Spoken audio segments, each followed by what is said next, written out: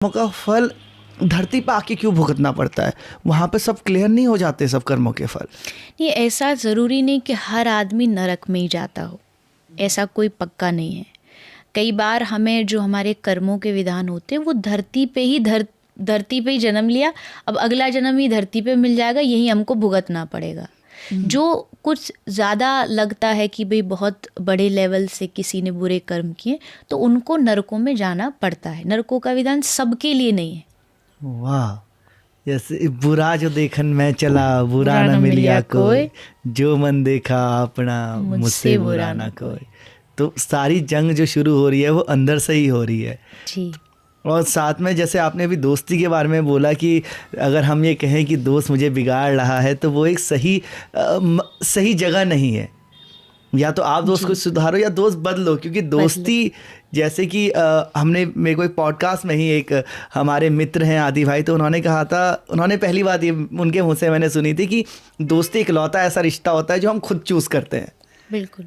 तो दोस्ती आपको अगर बेहतर नहीं बना रही है तो आप चूज करने में अच्छे इंसान नहीं बन पा रहे हो, आपकी चॉइस अच्छी नहीं, चॉइस गलत है आपकी। मुझे लगता है दोस्ती इज इक्वल टू रिस्पॉन्सिबिलिटी, बहुत बड़ी जिम्मेदारी।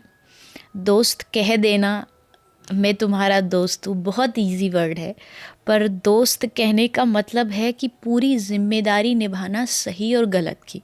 सिर्फ इतना ना कह देना भाई दोस्ती के लिए तो करना पड़ेगा, नहीं। आप अगर कोई दोस्त गलत भी है, हम हर तुम्हारे गलत में साथ खड़े हैं, ये दोस्ती नहीं होती।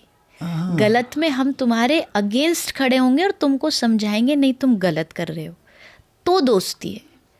मतलब हर बुरी चीज़ को सपोर्ट करना दोस्ती नहीं है। तू जो करना है कर ले, हम भाई तेरे पीछे खड़े हैं। ये बड़ा होता है खासकर लड़कों में, लेकिन नहीं, दोस्त कह रहे हो तो जिम्मेदारी निभाओ। मित्रता कृष्ण की थी, सुदामा की थी। उन्होंने अपनी दोस्ती को इस तरीके से बनाया, दूरी रही।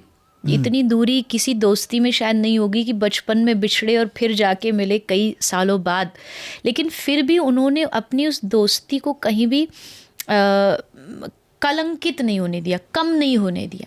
मतलब पूरा समय दिया। आप कहीं एक लेवल पर भी पहुंच जाते हो। मुझे लगता है आज के समय में ना कॉन्टैक्ट्स बनाए जाते हैं, दोस्ती कम बनाई जाती है। कॉन्टैक्ट्स मतलब कि भाई बना लो, कभी बुरे टाइम में काम आ जाएगा, आपकी कॉन्टैक्ट लिस्ट बढ़ जाएगी। तो वो दोस्ती नहीं है कि भाई जब आप स्वार्थ के लिए बस कभी काम आ जाए इसके लिए आप एक कॉन्टैक्ट बढ़ा रहे हो। नहीं, करो तो दिल से करो, नहीं तो उसकी कोई आवश्यकता ज़रूरत नहीं है। आप अपने सबसे अच्छे दोस्त हो। खुद से अच्छा दोस्त दुनिया में कोई हो नहीं सकता। लेकिन अगर रखते हैं दोस्ती तो बहुत सोच समझ के और बहुत जिम्मेदारी से रखना चाहिए। और अगर आप खुद के दोस्त, और कृष्ण तो आपके मित्र हैं ही, बिल्कुल, अगर सखा है आपके, अगर उसके अलावा आप किसी को चूज कर रहे हो तो देख के कि भाई वो उस लायक है, और क्या आपके मन में वो भाव है नहीं है मित्रता का। आपके मन में अगर ये कोई काम निकालने का भाव आ रहा है तो फिर वहीं पे आपकी पूरी मित्रता खराब हो जा रही है। बिल्कुल। वाह। और वो एक प्रसंग मैंने देखा है जिसमें सुदामा जी को बहुत भूख लगी होती है जी। बच्चे सो गए हैं, सुदामा जी को बहुत भूख लगी है और सुदामा जी की पत्नी देखती हैं कि किसी मटके में कुछ चावल के दाने पड़े हुए हैं। तो वो चावल के दाने थोड़े से जो थे वो निकाल के देती है सुदामा जी को, और सुदामा जी उन चावल के चंद दानों में से भी कुछ दाने निकाल के पहले श्री कृष्ण को अर्पण करते हैं। बिल्कुल। तो मैं कहूँगा जब ये दोस्ती की असल परिभाषा है, श्री कृष्ण सब रिश्तों के बारे में बता गए हैं। उन्होंने ये भी बताया कि दोस्ती कैसी निभानी है और दोस्त कैसा होना चाहिए। नहीं, आप सुदामा की आपने बात छेड़ी। सुदामा द्वारिका गए। कोई भी एक आदमी ऐसा बता दो जिसने कहीं ऐसा पढ़ा, देखा, लिखा हो कि सुदामा गए और जाकर के उन्होंने कृष्ण से कहा कि मेरी घर की हालत बहुत ख़राब है, कुछ हेल्प कर, कुछ मदद कर। अक्सर दोस्ती, कोई एक आपका इतने बड़े लेवल का दोस्त हो, आप कुछ भी नहीं तो इतना तो आशा रखेंगे ही ना, भाई राजा का बेटा दोस्ती कर लो, कम से कम नौकरी लगवा देगा। नौकरी लगवाएगा। और अगर सुदामा वहाँ गए और उनका इतना वैभव देखा तो वहाँ भी तो सुदामा बोल सकते थे देख के कि भाई कोई काम दे दे मेरे लिए। कृष्ण कह रहे हैं तुझे कुछ चाहिए? सुदामा कहता नहीं, तेरी बहुत कृपा है, मुझे कोई बच्चे सब बहुत बढ़िया है। और कृष्ण सब जानते हैं, कृष्ण चाहते मुंह से बोले, एक बार कह तो दे कि तुझे स्वर्ग चाहिए, स्वर्ग दे दूं, ब्रह्मा जी का पद चाहिए, ब्रह्मा जी हटा के तुझको ब्रह्मा बना दूं। लेकिन सुदामा ने कहा नहीं, मेरी दोस्ती निस्वार्थ है, इसलिए मैंने दोस्ती नहीं करी कि ये बुरे समय में काम आ जाए, कुछ मांग लूंगा, नौकरी पैसा, नहीं नहीं नहीं। वहां से खाली हाथ सुदामा आए। पूरी द्वारिका ने इतिहास में पहली बार एक ऐसा आदमी देखा, फटी धोती से आया और फटी धोती से घर वापस गया। कपड़े तक भी नहीं उसने कोई अच्छे कि भाई कृष्ण, जिसके लिए कृष्ण दौड़े आए थे नंगे पाँव, सबने सोचा कि ये तो भैया बैग भर भर के ले जाएगा, पर खाली हाथ सुदामा आए, खाली हाथ गए। और यही दोस्ती का सबसे बड़ा मुझे लगता है पहचान होती। हाँ, अपनी मर्जी से तो दोस्त मदद करेगा, कृष्ण ने नहीं किया क्या, सोने का पूरा महल बना के सुदामा को दे दिया, पर सुदामा ने दोस्ती को कलंकित नहीं होने दिया मांग करके।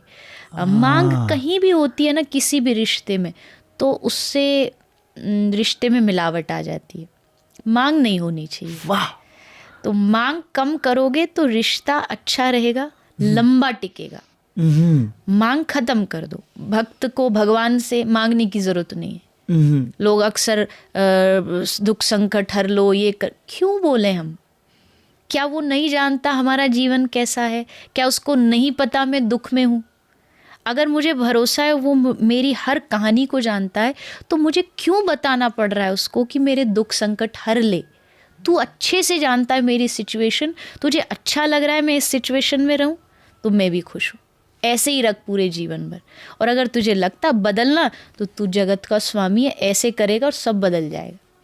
भगवान कहते एक पलक झपकती ऐसी, जैसी ये दुनिया है ना, ऐसी हजारों दुनिया बना सकते हैं भगवान। क्या इतना सा दुख दूर नहीं करेंगे? क्या इतने पैसे की परेशानी दूर नहीं करेंगे?